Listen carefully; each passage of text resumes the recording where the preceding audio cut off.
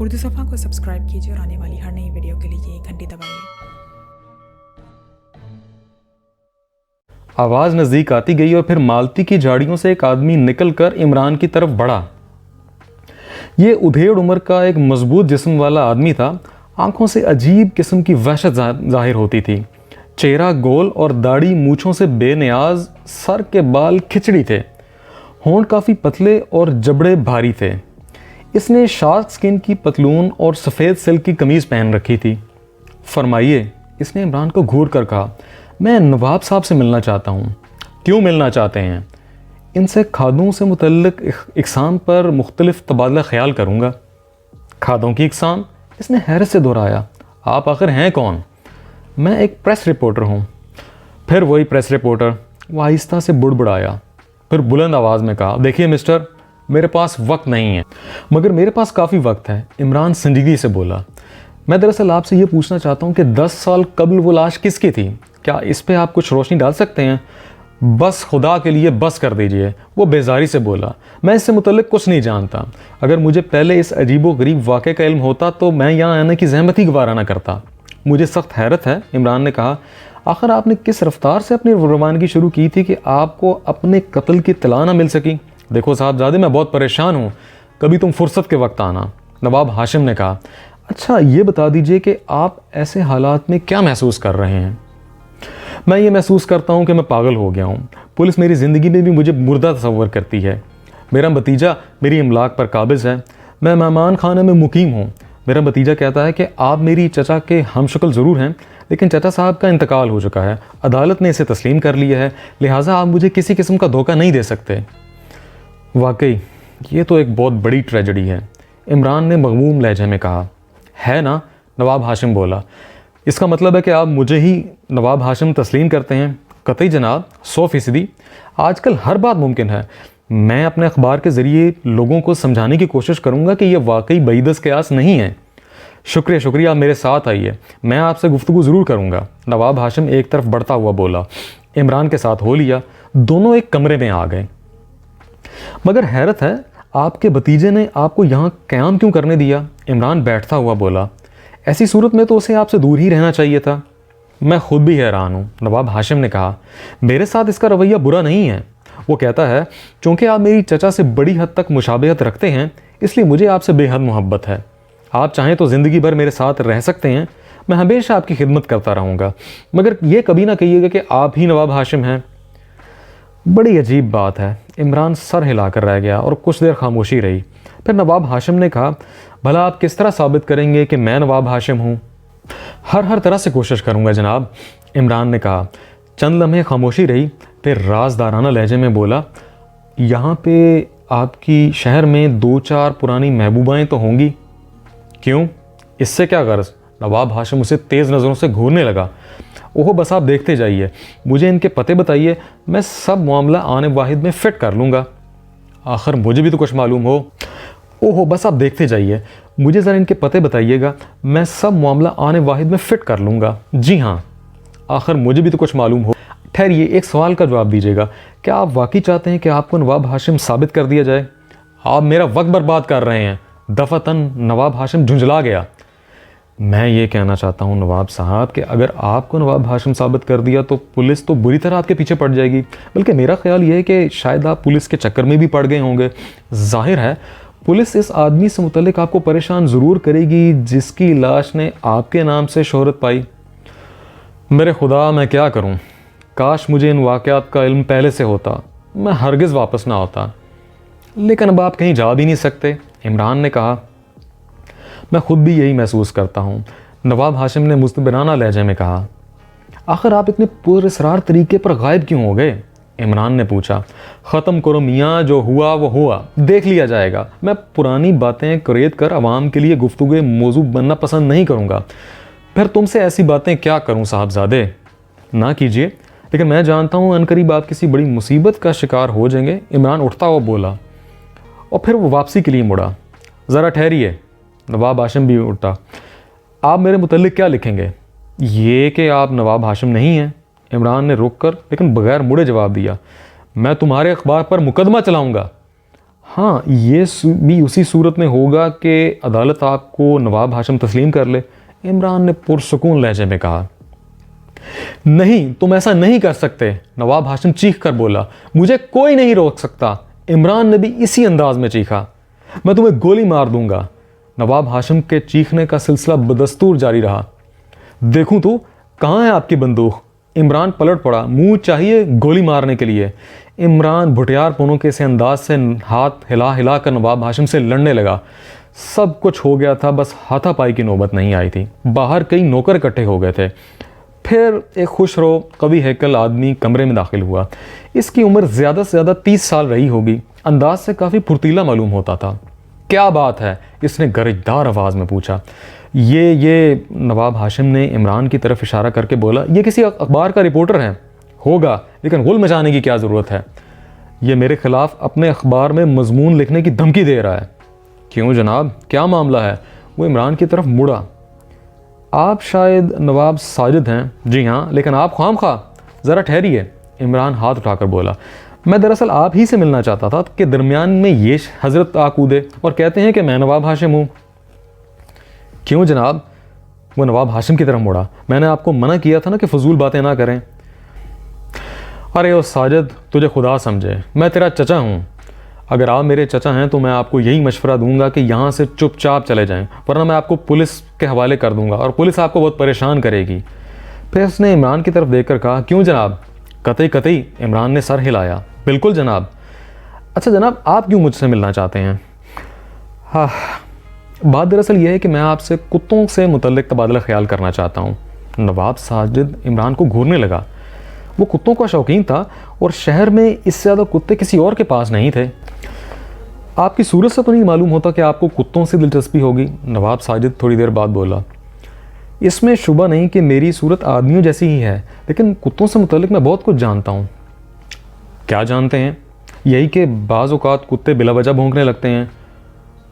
हाँ, तो आप CID के आदमी हैं। नवाब साजिद इमरान को घूरने लगा। मैं A से लेकर Z का आदमी हूँ, लेकिन आप परवाह ना कीजिएगा। लेकिन मैं आपसे कुत्तों से मुतल्लिक तबादला ख्याल ज़रूर करूँगा। कीजिए जनाब। नवाब साजिद कुर्सी पर बैठता हुआ बोला। अब आप ये भी बता दीजिए कि शिकारी कुत्ते की कितनी इकसाम होती हैं, इससे मैं आपके मुतालिक अंदाज़ा ज़रूर लगा लूँगा। कुत्ते की हर किस्म में शिकार की लत पाई जाती है। शिकारी से मेरी मुराद है स्पोर्टिंग ब्रीड्स। ओहो, तो यूँ कहिए ना। इमरान सर हिलाकर बोला। अच्छा, उंगलियों पर गिनिए। हिज़ैंची, बोजोरती, dachshund, greyhound, Afghan hound, Irish आउट फाउंड, हीगल, फिश हेप्टर, हेयर बेयर, foxhound, otterhound, bloodhound, deerhound, elkhound, basset hound, saluki और खुदा आपको जीता रखे वेलपेड। हाँ, अब ये कहिए तो ये भी बता दूं कि कौन किस किस्म का होता है। इनकी आदातों, खसाइल, सियासी और समाजी रुझानात पर भी रोशनी डाल सकता हूँ। नहीं, बस आपको यकीनन कुत्तों से दिलचस्पी है। हाँ, आप कुत्तों से मुतल्लिक किस मौजू पर गुफ्तगू करना चाहते हैं? मैं दरअसल कुत्तों की गुमशुदा नस्लों के मुतल्लिक रिसर्च कर रहा हूँ। इमरान बोला। गुमशुदा नस्लें? जी हाँ। भला आप यहाँ के कुत्तों के बारे में क्या जानते हैं? देसी कुत्ते?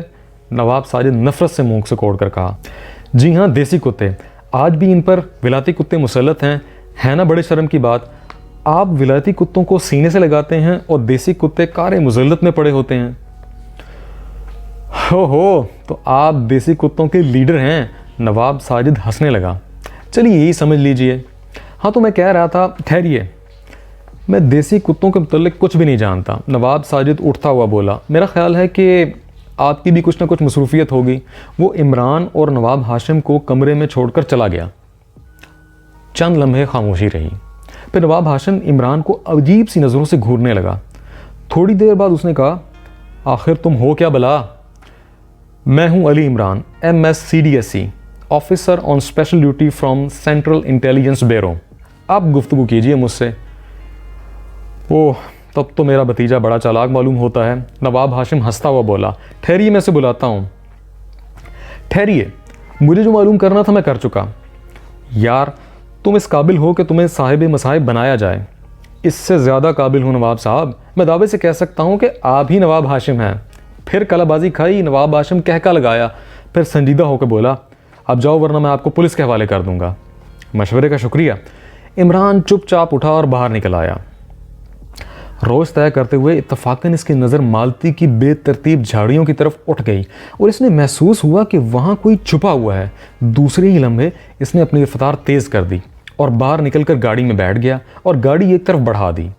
डैशबोर्ड पर लगे हुए अकबनुमा आईने में इसे एक कार दिखाई दी जिसका रुख इसकी तरफ ही था और वो कार हवेली ही से निकली थी। इमरान यूं ही बिला वजह अपनी कार सड़क पर मोड़ दी। कुछ देर चलते हुए अकबनुमा आईने का जाविया बदलने पर मालूम हुआ कि कार अब भी इसी का ताकुब कर रही है। इमरान थोड़ी देर इधर उधर चकराता फिरता रहा। इसने कार शहर की एक बहुत भरी सड़क पर रोक दी। दूसरी तरफ कार अब भी इसका ताकुब कर रही थी। एक बार ऐसा हुआ कि वो कार इसके करीब आकर रुकी। साथ ही चौराहे पर ट्रैफिक ने इन्हें रोकने का इशारा किया। कारों की तमाम कतारें रुक गई। ताकुब करने वाली कार इमरान की कार के पीछे ही थी। इमरान ने मुड़कर देखा, दूसरी कार के स्टीयरिंग के पीछे नवाब हाशिम का बेटा साजिद बैठा हुआ था। इमरान ने कार आगे बढ़ा दी। एक चौराहे पर इसे फिर रुकना पड़ा। पिछली कार बदस्तूर मौजूद थी। इस बार इमरान ने जैसे ही मुड़कर देखा, साजिद ने हाथ हिलाकर इसे इशारा किया। सिग्नल मिलते ही इमरान की कार चढ़ पड़ी। इस बार वो ज़्यादा जल्दी में मालूम नहीं होता था। थोड़ी दूर चलने के बाद इसने कार फुटपाथ से लगाकर खड़ी कर दी। सामने एक रेस्टोरेंट था। इमरान इसके दरवाजे के करीब खड़ा होकर नवाब साजिद को कार से उतरता देखता रहा। वो तीर की तरह इमरान की तरफ आया। आप सुनते ही नहीं, इसने मुस्कुरा कर कहा। चीखते चीखते हलक में खराशें पड़ गईं। मालूम होता है कि आपने देसी कुत्तों के हालात पर संजीदगी से गौर नहीं किया। चलिए अंदर गुफ्तगू करते हैं। लेकिन मौजूए गुफ्तगू सिर्फ देसी कुत्ते ही होंगे, इमरान ने रेस्टोरेंट में दाखिल होते हुए कहा। दोनों एक खाली कैबिन में बैठ गए। इमरान ने बैरे को बुलाकर चाय के लिए कहा। मैंने छुपकर आपकी गुफ्तगू सुनी थी, साजिद बोला। मैं जानता हूँ, इमरान ने खुश्क लहजे में कहा। तो आप वाकई सीआईडी के आदमी हैं? इमरान जेब से अपना मुलाकाती कार्ड निकाल कर इसकी तरफ बढ़ाता हुआ बोला। अगर वो वाकई नवाब हाशिम हैं तो आपको एक बहुत बड़ी जायदाद से हाथ धोने पड़ेंगे। क्या महज मुशाबिहत की बुनियाद पर? यह तो कोई बात ना हुई, साजिद ने कहा। 10 बरस पहले जब नवाब हाशिम की लाश मिली थी तो कोठी में कौन था? सिर्फ मरहूम चंद नौकरों के साथ रहते थे। आप कहाँ थे? मैं इस वक्त ज़ेर तालीम था और क़याम मैसूर कॉलेज के एक हॉस्टल में था। कफ़ालत कौन करता था आपकी? चाचा जान मरहूम ही करते थे। हाँ, मुझे इनसे बेइंतहा मोहब्बत थी और जब मैंने इस आदमी में इनकी मुशाबिहत पाई तो मेरे दीदा दिल फराश राह हो गए। अगर वो ये कहना छोड़ दे कि नवाब हाशिम है तो मैं सारी ज़िंदगी इसकी कफ़ालत करता रहूँगा। आप बता सकते हैं कि नवाब हाशिम का कत्ल क्यों हुआ था? मैं इसे कत्ल तस्लीम करने के लिए आज भी तैयार नहीं हूँ, साजिद कुछ देर सोच के बोला। वो 100% खुदकुशी थी। आखिर क्यों? हालात मिस्टर इमरान। बंदूक करीब ही पाई गई थी और चेहरे पर बारूद की खिरंड मिली थी। कत्ल का मामला होता तो बातें ना होती। कातिल ज़रा फासले से भी निशाना ले सकता था। मेरा ख्याल है उन्होंने बंदूक का दहाना चेहरे के करीब रखकर पैर के अंगूठे से ट्रिगर दबाया होगा। बहुत बहुत शुक्रिया, इमरान संजीदगी से बोला। आपने मामला बिल्कुल साफ कर दिया था, लेकिन अब खुदकुशी के असबाब तलाश करने पड़ेंगे। इतने में चाय आ गई और इमरान को खामोश होना पड़ा। जब वेटर चला गया तो उसने कहा, क्या आप खुदकुशी के असबाब पर रोशनी डालना चाहेंगे? हो, शायद कोई इश्क व आशिकी का मामला लगता है, साजिद झींपे हुए अंदाज में बोला। खूब, इमरान कुछ देर सोचने के बाद बोला। क्या इनकी महबूबा का पता लग सकता है? जिस रात हादसा हुआ था आप कहाँ थे? हॉस्टल में। अच्छा, ये साबित हो जाए कि नवाब हाशिम यही साहब हैं तो आप क्या करेंगे? मैं पागल हो जाऊंगा, नवाब साजिद चिल्लाकर बोला। बहुत मुनासिब है, इमरान ने संजीदगी से गर्दन हिलाई।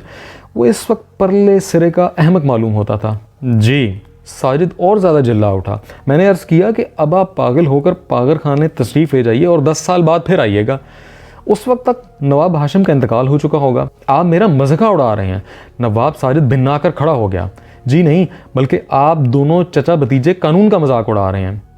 फिर आपने चचा का हवाला दिया। बैठिए जनाब, इमरान ने आहिस्ता से कहा। अब ये बताइए असल वाक़या क्या है? मैं आपसे गुफ्तगू नहीं करना चाहता।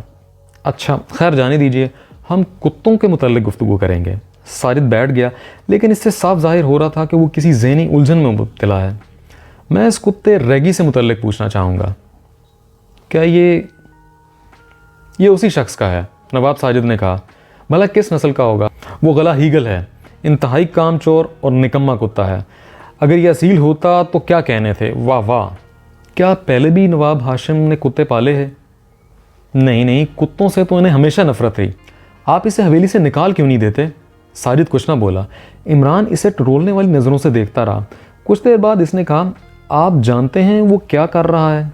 मैं कुछ नहीं जानता, लेकिन वो मुझे बड़ा पुरस्कार आदमी मालूम होता है। वो यहाँ आने के बाद सबसे पहले मेरे महकमे के सुपरिटेंडेंट से मिला था। इसने अपने कागजात दिखाए थे। कैसे कागजात? 2 साल तक वो इत्तेहादियों के साथ नाजियों से लड़ता रहा था। वो यानी नवाब हाशिम वल्द नवाब कासिम ओहदा मेजर था। भला इन कागजात को कौन झुटला सकता है? आज वो बैनुल अक़वामी हैसियत रखते हैं। मेरे खुदा, साजिद हैरत से आंखें फाड़ कर रह गया।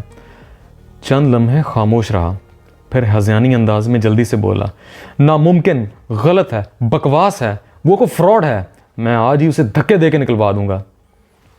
मगर इससे होगा क्या? उसका दावा तो बदस्तूर रहेगा। फिर बताइए मैं क्या करूं? साजिद बेबसी से बोला, मैंने इसे हवेली में ठहरने की इजाज़त देकर बहुत बड़ी गलती की। अगर ये गलती ना करते तो इससे क्या फ़र्क पड़ता? फिर मैं क्या करूं? पता लगाइए कि नवाब हाशिम का कत्ल किन हालात में हुआ था। मैं पहले कह चुका हूं कि वो कोई औरत थी। कौन थी और कहाँ थी? मैं तफसील नहीं जानता। चचा जान ने शादी नहीं की थी, अलबत्ता इनकी शनासा बेहतरी औरतें थीं। इस ज़माने में किसी औरत का बड़ा शोहरा था जो आलमगीरी सराय में कहीं रहती थी। चचा जान इस सिलसिले में किसी झगड़ा कर बैठे थे। बहरहाल ये उड़ती उड़ती खबर थी। मैं यकीन के साथ कुछ नहीं कह सकता कि वो हकीकत थी या ना थी। आलमगीरी सराय? इमरान कुछ देर सोचकर बुड़बुड़ाया, लेकिन महज इतनी सी बात पर कोई सुराग तो नहीं मिल सकता। देखिए एक और बात है, साजिद ने कहा, मगर आप मेरा मज़ाक उड़ाएंगे। क्या ये कोई पर्दार चीज़ है? इमरान बोला। क्या चीज़? साजिद ने हैरत से कहा। यही मज़ाक? नहीं तो, साजिद के मुंह से गैर इरादी तौर पर निकला। भला फिर कैसे उड़ेगा? इमरान सर झुकाकर तशवीश आमेज़ अंदाज में बुड़बुड़ाया, फिर सर उठाकर आहिस्ता से बोला, आप जो कहना चाहते हैं बेतकल्लुफ़ होकर कहिए। हमें लोगों का मज़ाक उड़ाने की तनख्वाह नहीं मिलती। देखिए बात बड़ी बेतुकी है, लेकिन सोचता हूँ हकीकत हो या ना हो। अगर हकीकत ना भी हुई तो मैं सुनने के लिए तैयार हूँ। इमरान उकता कर बोला, मैं आलमगीरी सराय में एक ऐसी लड़की को जानता हूँ जो चचा मरहूम से काफ़ी मुशाबिहत रखती है। भला ये क्या बात हुई? हो सकता है वो चचा जान की कोई नाजायज़ औलाद हो। क्या उम्र होगी? 20 से ज़्यादा नहीं। तो उस ज़माने में वो 10 साल की रही होगी। मगर किसी ऐसे औरत के लिए जो 10 साल की लड़की भी रखती हो, कत्ल वगैरह नहीं हो सकते। क्या ख्याल है आपका? मैं कब कह रहा हूँ कि इसी औरत के लिए कत्ल किए गए होंगे? साजिद ने कहा। हो सकता है कि कोई दूसरी औरत हो। मैं इससे मुतल्लिक़ कुछ वसूख से नहीं कह सकता। देखिए मेरा ज़ाती ख्याल है, वरना महज मुशाहबत की बुनियाद पर चचादान की औलाद साबित नहीं किया जा सकता इसको। तो आपको इस लड़की से ख़ास तौर पर दिलचस्पी होगी, बस इसी हद तक कि इसे देखने को दिल जाता है। लेकिन ना तो मैंने आज तक इससे गुफ्तगू की है और ना ही वो मुझे जानती है। लेकिन मैं आपको इसके घर का पता बता सकता हूँ। बहरहाल आप इसका ताक़ुब करते रहे होंगे। मैं क्या बताऊँ जनाब, इसे देखकर दिल बेख्तियार इसकी तरफ खिंचा चला आता है। अगर वाकई दिल खिंचता है तो मुझे इसका पता ज़रूर बताइएगा। आलमगीरी सराय में अधूरे मीनार के करीब जर्द रंग का एक छोटा सा मकान है। इमरान ने चाय की प्याली रख दी। इसके चेहरे पर तहय्युर के असरात थे, क्योंकि ये तो वही पता था जो कुछ देर कबल मुडीने से बताया था। आपको यकीन है कि वो लड़की इसी मकान में रहती है? इसने साजिद से पूछा। ओहो, मैंने सैकड़ों बार इसे वहाँ आते जाते देखा है, साजिद बोला। अच्छा मिस्टर, मैं कोशिश करूँगा। इमरान जुमला अधूरा छोड़कर ही उठ गया। इस दौरान इसने चाय का बिल अदा कर दिया। अगर मैं आपसे मिलना चाहूँ तो कहाँ मिल सकता हूँ? मेरे कार्ड पर मेरा पता और मेरा टेलीफोन नंबर है, इमरान ने कहा और रेस्टोरेंट से बाहर निकल आया। लेकिन अब इसका रुख अपनी कार की बजाय दवा फरोश की दुकान की तरफ था। वहाँ इसने कॉलरा मिक्सर की एक बोतल खरीदी। दवा फरोश शायद उसका शनासा ही नहीं बल्कि उससे अच्छी तरह जानता था, क्योंकि इमरान ने इससे इंजेक्शन लगाने की सरिंज आरीतन मांगी तो इसने इनकार नहीं किया, बल्कि किसी दवा के 1-2 सैंपल भी खरीदे। थोड़ी देर बाद इमरान की कार आलमगीरी सराय की तरफ जा रही थी। अधूरे मीनार के करीब पहुंचकर इमरान रुक गया। यहाँ चारों तरफ ज़्यादातर खंडर नज़र आ रहे थे, लिहाजा एक छोटे से पीले रंग के मकान की तलाश में दुश्वारी नहीं हुई। करीबो जवार में करीब करीब सभी बहुत पुरानी इमारतें थीं, जो वीरान भी थीं और आबाद भी थीं। जो हिस्से मुनहदिम हो गए थे, बेकार पड़े थे और जिनकी दीवारें और छतें कायम थीं, इनमें लोग रहते थे। इमरान पीले मकान के सामने रुक गया। कार इसने वहाँ थोड़े फासले पर छोड़ दी। दरवाजे पर दस्तक देने के बाद इसे थोड़ी देर इंतज़ार करना पड़ा। दरवाज़ा खुला और इसे एक हसीन सा चेहरा नज़र आया। ये एक नौजवान लड़की थी जिसकी आंखों में ना सिर्फ खौफ झांक रहा था, बल्कि ऐसा मालूम हो रहा था कि वो कुछ देर कबल रोती रही है। मैं डॉक्टर हूँ, इमरान ने आहिस्ता कहा। हैज़े का टीका लगाऊंगा। लड़की पूरा दरवाज़ा खोलकर बाहर आ गई। आप म्यूनिसिपैलिटी के डॉक्टर हैं? इसने पूछा, लेकिन इमरान इसके लहजे में हल्की सी लहर महसूस किए बगैर ना रह सका। जी हाँ, आपने ठीक समझा। वो कुछ देर पहले इस आदमी को देख चुका था जिसे नवाब हाशिम होने का दावा था। वो सोच रहा था, हकीकतन दोनों में बड़ी मुशाबहत है। मैं समझ नहीं सकी, लड़की ने आहिस्ता से कहा। मैं 20 साल से इसी मकान में हूँ, लेकिन बचपन से लेकर शायद ही कोई सरकारी डॉक्टर की आमद के मुतल्लिक सुना हो। आना तो चाहिए डॉक्टरों को, इमरान मुस्कुरा कर बोला। अब कोई ना आए तो ये उसका ज़ाती फेल है। मैं अभी दरअसल हाल ही में आया हूँ। क्या आप थोड़ी देर तशरीफ़ रखेंगे? लड़की बोली। क्यों? बात यह है कि मैं अपने अजीज़ को भी टीका लगवाना चाहती हूँ। ओहो, आप फ़िक्र ना करें, मैं 1 हफ़्ते के अंदर अंदर सबको टीका लगा दूँगा। नहीं, आज ही लगा दीजिए, बड़ी इनायत होगी। वो बड़े वहमी हैं, आजकल हैज़े की भी फसल है तो परेशान रहते हैं। आप मुझे इनका पता बता दीजिए, मैं यहीं लाती हूँ, ये लड़की ने कहा और तेज़ी से गली में घुस गई और इमरान अहमकों की तरह खड़ा रहा। 5 मिनट गुजर गए, ये लड़की ना आई। इमरान ने फिर दरवाजे की कुंडी खड़खड़ाई। उसे तवक्को थी कि घर के अंदर कोई मौजूद होगा, लेकिन बार बार दस्तक देने के बावजूद कोई नतीजा ना आया। 5 मिनट और गुजर गए। अब इमरान को सोचना पड़ा कि लड़की उसे जुल देकर कहीं निकल गई है। मूडी के बताए हुए हुलिये पर वह 100% पूरी उतरती थी। इमरान ने सोचा कि अगर वो वाकई जुल दे गई है तो इससे ज़्यादा शातिर लड़की ही शायद कोई हो। अचानक इसे भारी भारी कदमों की आवाज़ें सुनाई दी जो रफ्ता रफ्ता करीब आ रही थीं। फिर एक गली से 3 बावर्दी पुलिस वाले बरामद हुए, जिनमें से एक सब इंस्पेक्टर और 2 कांस्टेबल थे। लड़की इनके साथ थी। वो करीब आ गए। लड़की ने इमरान की तरफ देखकर कहा, इनसे ज़रा पूछिए ये कहाँ से आए हैं। सब इंस्पेक्टर इमरान को तेज़ नज़रों से देखा, शायद वो इसे पहचानता नहीं था। आप कहाँ के डॉक्टर हैं? इसने इमरान से पूछा। डॉक्टर?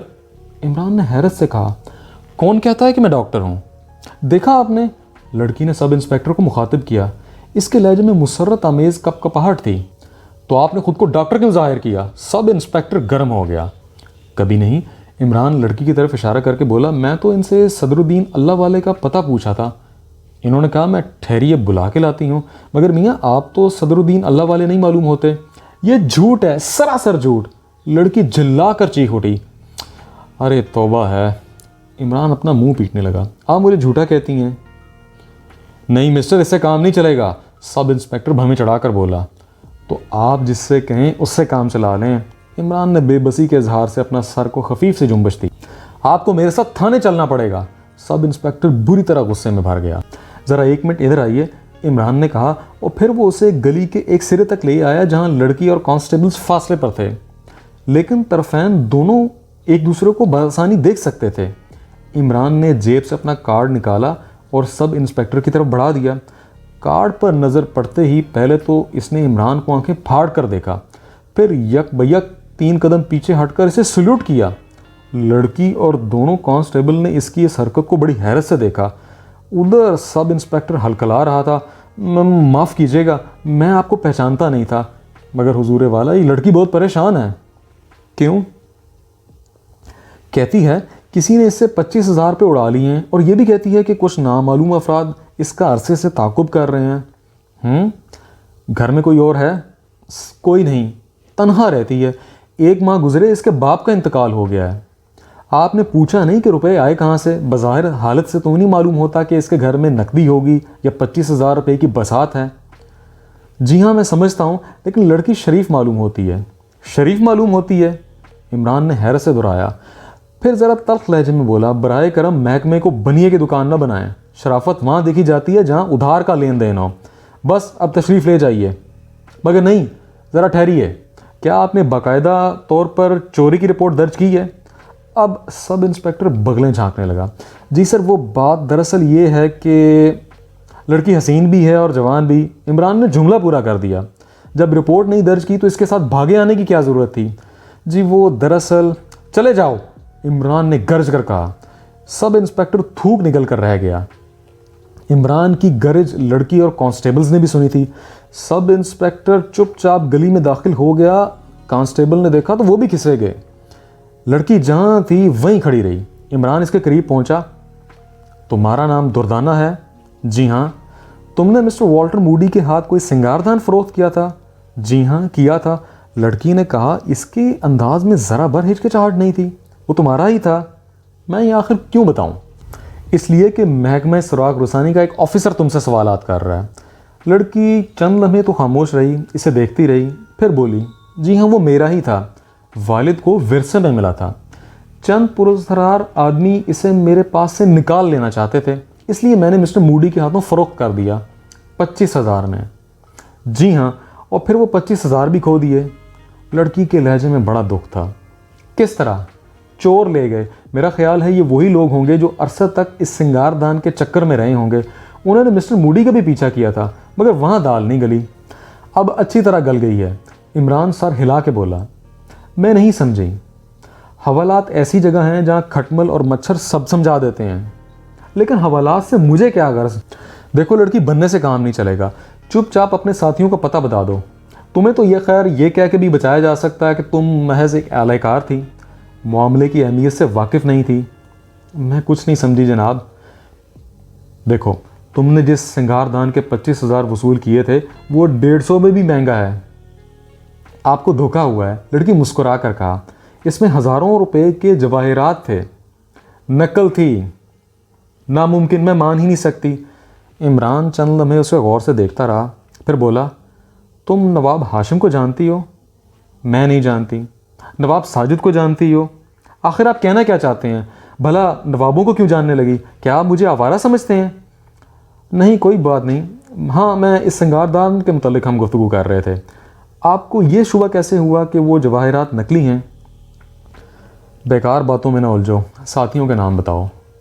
मेरे खुदा, लड़की ने दोनों हाथ से अपना सर थाम लिया। मैं किस मुसीबत में फंस गई। मैं सच कहता हूँ, वो कम से कम तुम्हारे लिए मुसीबत ना होगी। हाँ शाबाश, साथियों के नाम बताओ। खुदा की कसम, मेरा कोई साथी नहीं है, मैं बिल्कुल बेसहारा हूँ। अच्छा लड़की, इमरान तवील सांस लेके बोला, तुम किसी शाही ख़ानदान से ताल्लुक़ रखती हो? जी नहीं जानती, बहरहाल मुझे यही कहा गया था, है ना? शाबाश। इमरान जल्दी से बोला, किसने कहा था?